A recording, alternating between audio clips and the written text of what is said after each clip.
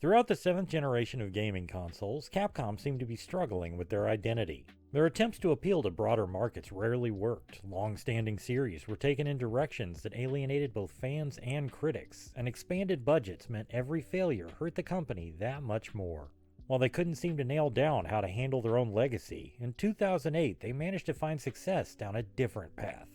They handed it to someone else.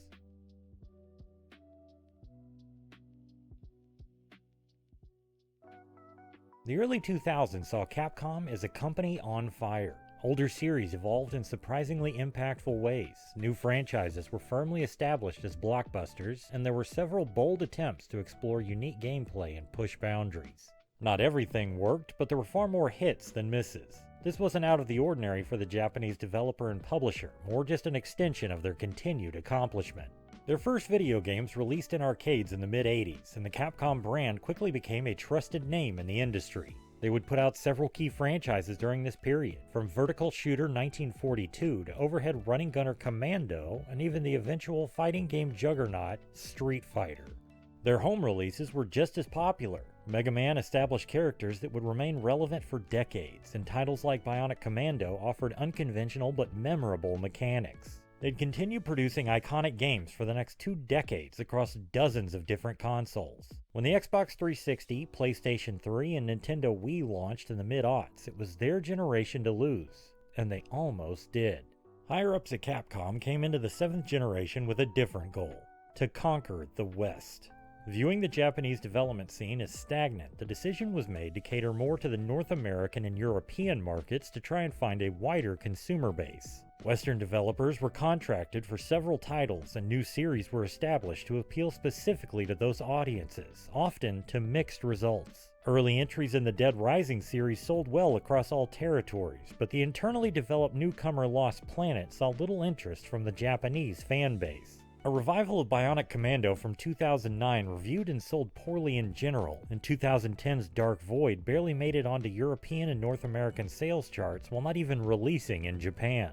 When a Devil May Cry reboot by UK developer Ninja Theory was announced later that year, fan reaction was mixed, and the discourse around Capcom had moved in a noticeably more negative direction. Despite a heavy focus on taking over foreign markets with big-budget experiments, Capcom still financed several other projects. In 2005 and 2006, the company showed aspirations to return to older series when they released remakes of Mega Man X and the original Mega Man, as well as a new Ghosts and Goblins to the PlayStation Portable. Unfortunately, decent reviews didn't translate to decent sales, and they were left without a clear idea of where to go next with their classic franchises. Fans showed interest, but the amount of units sold showed it wasn't strong enough to sustain the cost of full retail releases. Fortunately, a solution to that problem had already begun to take shape.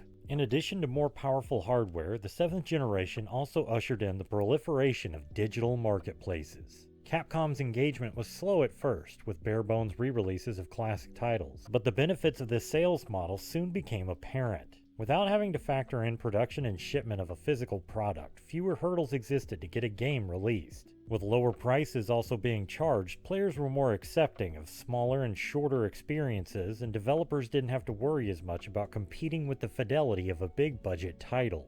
Capcom could put out more focused compilations and ports without having to put as much effort behind distribution. Most importantly, classic properties could be explored at a lower cost and hopefully find a new audience. In 2008, Capcom would put this idea to the test with a string of legacy sequels and glossy remakes to really see what kind of demand was out there. First out of the gate in June was Wolf of the Battlefield, Commando 3. Developed by Backbone Entertainment, Commando 3 followed the same run-and-gun formula of its predecessors, but added in a twin-stick control scheme for a more fluid and modern feel. 1942 Joint Strike would release the following month, having also been developed by Backbone. Joint Strike hewed closer to the original series formula, with the same World War II stylings and slower-paced shoot-'em-up action. Neither title strayed far from their arcade roots and emphasized replayability over length, taking only 30 to 60 minutes to finish a run-through. Despite being fairly low-profile, Backbone's titles didn't escape the Western-focused mandate. Composer Norihiko Hibino stated in an interview on Capcom's own website that both games were built to be mainly distributed in the United States, and that he looked to Western 70s and 80s television shows for inspiration while crafting their soundtracks. This didn't have much impact on gameplay though, with a heavy emphasis placed on building upon what worked before. Marcus Montgomery, lead designer on both projects, discussed the process of exploring the 1942 series and putting together Joint Strike on his personal website, sleepygenius.com. I reviewed videos and played each of the previous versions. Each had its own personality, but it wasn't until I played 1941 that I felt I knew what Joint Strike would become. 1941 had the pacing and flavor of most of the series, but also had the visual and gameplay variety we needed for our game. I had decided Joint Strike was to be sort of a love letter to the series. It was to have familiarity with all the former versions, but remain different enough that it could stand on its own within the 1942 legacy. Neither title was critically lauded on release, but that didn't negate the work from the teams behind their development. Those at Backbone tried to create something that channeled earlier entries in each franchise, even if the development time they had was short. In a question and answer session on social media site Tumblr, Montgomery explained that he looked back on at least part of the experience fondly. My greatest professional accomplishment was the development of 1942 Joint Strike. We got that game done in roughly 4 months. That game was done quickly but efficiently. Of course, there were a lot of things I would have done differently, but for how it turned out, I was really proud. He was far less glowing when referencing Commando 3, however, recounting how a boss had to be reused due to limited resources before briskly stating that project was super rushed. In August, Capcom would once again revisit a series born in arcades, but this time they'd focus specifically on its first home console release. Bionic Commando may have debuted in 1987, but it didn't find a bigger following until its heavily modified Nintendo Entertainment System version came out in 1988. It was the perfect franchise for Capcom's attempt at Western expansion, having been a far bigger hit in the United States than in Japan back in the late 80s. With a large-scale sequel set to come out in 2009, the idea came up to first reintroduce the series in the form of a remake. There hadn't been a new Bionic Commando title since January of 2000, and even that was only a small Game Boy Color game released in select territories. Casual gamers were not likely to have the franchise on their minds. Grin, the Swedish-based developers handling the AAA Bionic Commando, were given the reins on the remake after successfully lobbying to be in charge of both entries. Once given the green light, Grin looked to composer and sound designer Simon Viklund for ideas. Viklund would become creative director on the title, his first time taking on the role. Those in charge at Grin put him on the project because he was such a fan of the Nintendo Entertainment System game. In an interview with Brandon Sheffield for GameDeveloper.com, he went further into detail about his fondness for the original. It was actually one of those games I brought out all the time. It was literally months, or at most a year, since I last played the game on my NES. I always had it fresh in my memory, and when I was asked to be the creative director on Rearmed, I was pretty much like, okay, I pretty much know what I want to change about it. Adjustments were made to weapons to encourage players to swap more frequently through their arsenal, and new boss fights were created that put a greater emphasis on using the game's unique grappling hook. Story was more pronounced, and art design leaned towards bright and flashy colors to evoke a cartoony 80s action movie feel. The tone was light, humorous, and absurd without compromising the emphasis on action. The game was also packed with additional features, which turned into a point of contention between producer Ben Judd and those behind the scenes at Capcom when trying to determine the game's price. Late in development, the team at Grin was able to get multiplayer working and added the ability to play through the campaign with 2 players. They also created a 4-player platform fighting mode as well as a single-player challenge mode. The challenge mode especially added a considerable amount of content, with short but increasingly difficult levels meant to test a player's mastery of the game's mechanics. In a question and answer session with media outlet IGN, Judd explained his rationale in pushing for a $10 price point. As the game was coming together and we were showing more of the modes, and it looked like such a beautiful game, internally I was being told that it should be $15, not $10. I always felt the reason we made this game was so that people who never played the original could get a chance to play it. There are a lot of games on Xbox Live and PSN that are $10, so the second you put it at $15, people who don't know the title, who aren't familiar with it, people who like 3D games and don't know 2D games are going to be less likely to pick it up. Judd's business acumen proved correct. The game was received well by press at the time and ended up selling over 100,000 copies in its first week, an impressive feat for a more niche franchise. Viklin's reverence for the original also showed through, and his team was able to successfully execute his vision, creating a polished version of the NES Classic that seemed to resonate with players. In September, Capcom would further boost the visibility on their digital releases by putting out a game starring a character better known worldwide. In partnership with developer Inti Creates, the company would release the 9th entry in the original Mega Man series. The last mainline title released in late 1996, but the property was far from dormant. Since its inception, there had been excursions into sports, kart racing, fighting games, RPGs, 3D platformers, and several spin-offs. Each strayed further away from the type of gameplay that had started it all, leaving the franchise bloated and cumbersome. In an interview with Games Radar, producer Keiji Inafune talked about the mentality the team had heading into development. The beauty of Mega Man actually lies in its simplicity, and a fine mixture of simple gameplay, puzzle-like thrill of maneuvering tricks at the last minute, and battles. Instead of new moves, we tried to find an excellent balance in the game design and to achieve simplicity and fun. Inti Creates already had experience working with the series, having previously created the Zero spin-offs on Game Boy Advance and Nintendo DS. In the final game, ZX Advent, they had even included a bonus that served as a short demake in the style of the original Nintendo Entertainment System games. Their devotion to recreating the classic design inspired Inafune to work closely with them on Mega Man 9 to nail down the look and feel for the throwback. The team put in great efforts to make sure the player's experience would match what someone would have seen in 1987, replicating boundaries developers would have run into on the first several titles. In a 2008 roundtable interview, programmer Ken Murakami gave an example of the lengths the team went to in recreating these obstacles. Famicom games would often have some part of the music cut out when a sound effect was played. That doesn't happen on recent hardware. We had to program routines that deliberately cut out sounds. It was a real pain to create. Day after day, I would make adjustments until it finally approached that Famicom quality. Colors and animations were intentionally limited, and flickering sprites were artificially created to further add to the presentation.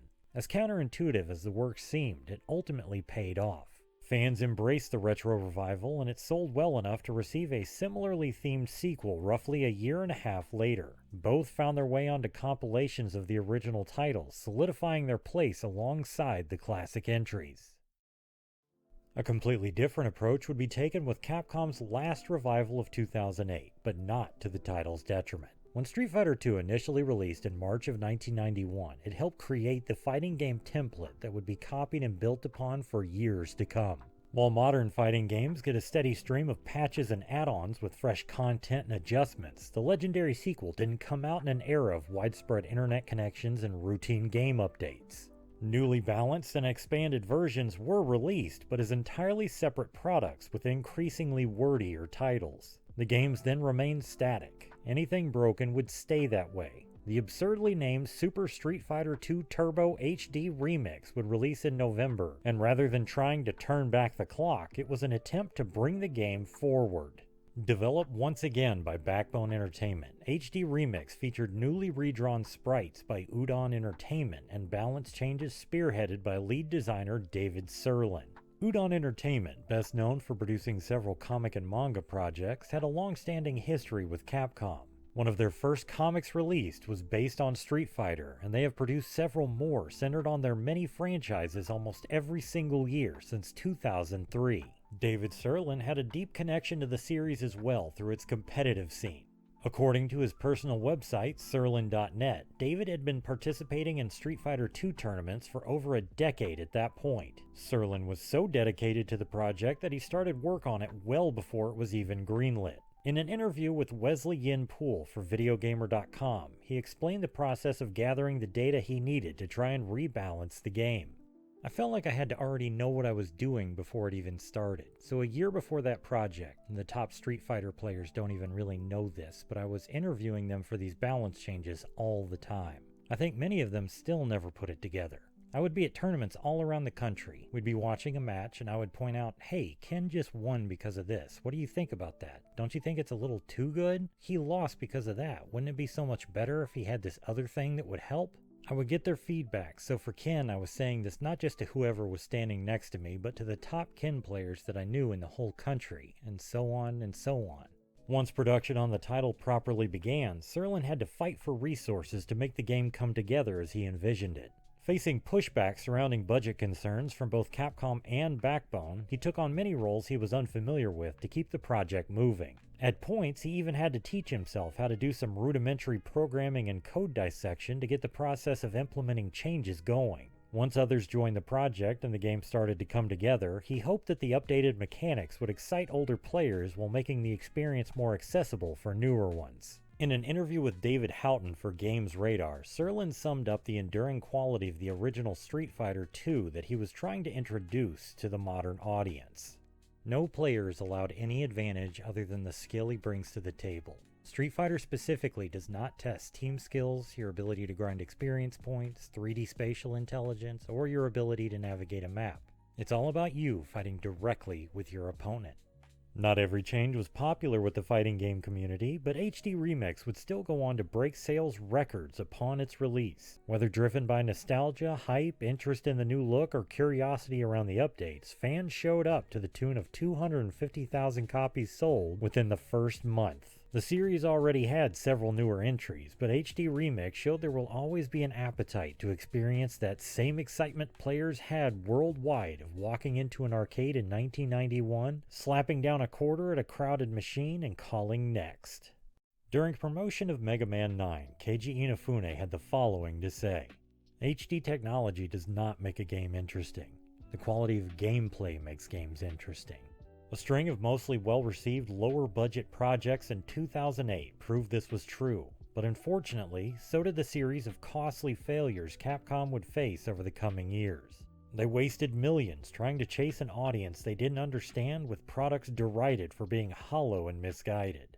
It's a good reminder that most successful games aren't made by companies trying to follow the market. In the best cases, authenticity shines through, and someone with an idea and a vision will win out over a committee.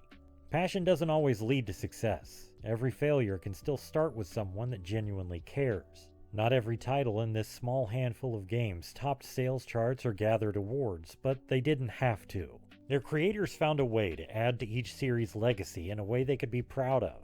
Pride doesn't have to come from critical scores or the number of copies sold. Sometimes it can come from just navigating obstacles, carrying a project to completion, or finally having a chance to make something in someone else's playground. Sometimes, the small victories are still worth celebrating.